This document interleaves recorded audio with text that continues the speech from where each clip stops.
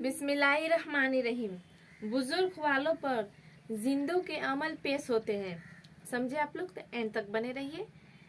तबरानी की रिवायत में यह भी है कि रसूलुल्लाह सल्लल्लाहु अलैहि वसल्लम ने इरशाद फरमाया कि बिला सुबह तुम्हारे अमल तुम्हारे रिश्तेदारों और खानदान वालों के सामने पेश किए जाते हैं जो आखिरत में पहुंच चुके हैं।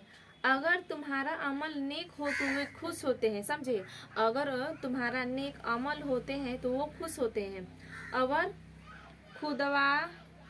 खुदावंद करीम से दुआ करते हैं कि ऐ अल्लाह, यह आपका फजल और रहमत है, सो आप अपनी नेमत इस पर पूरी फरमा दीजिए और इसी पर इसको मौत दीजिएगा। समझे, और इसी पर इसको मौत दीजिए।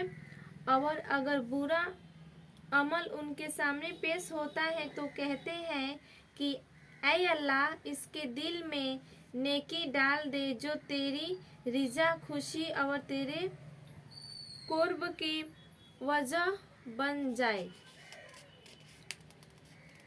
कब्र का मोमिन को दबाना ऐसा होता है जैसे माँ बेटे का सिर दबाती है। समझे आप लोग।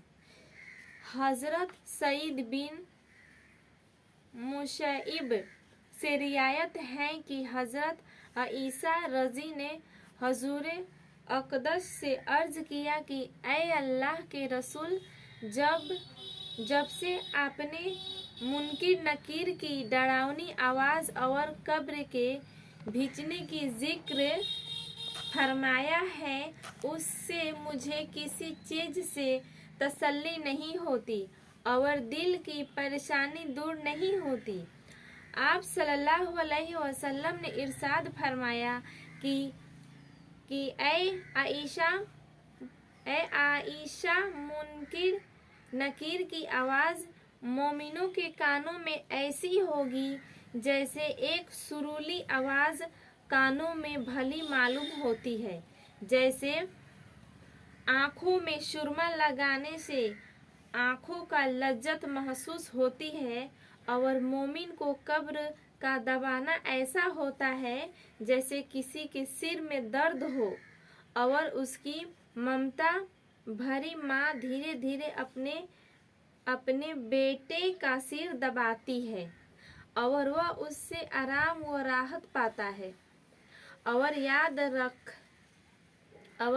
रख ऐ आयशा, अल्लाह के बारे में शक करने वालों के लिए बड़ी खराबी है। ठीक है, अल्लाह के बारे में शक करने वालों के लिए बड़ी खराबी है और वे कब्र में इस तरह भींचे जाएंगे। वो कब्र में इस तरह मतलब वो भींचे जाएंगे जैसे अंडे पर पत्थर रख कर दबा दिया जाए। आप लोग को तो ये कहानी समझ में तो आई होगी, जरूर आई होगी। तो आप लोग सब सुन ही लिए होंगे, तो इसको शेयर भी कीजिए। ठीक है, फिर हम लोग मिलते हैं अगले वीडियो में। समझे आप लोग। ठीक है।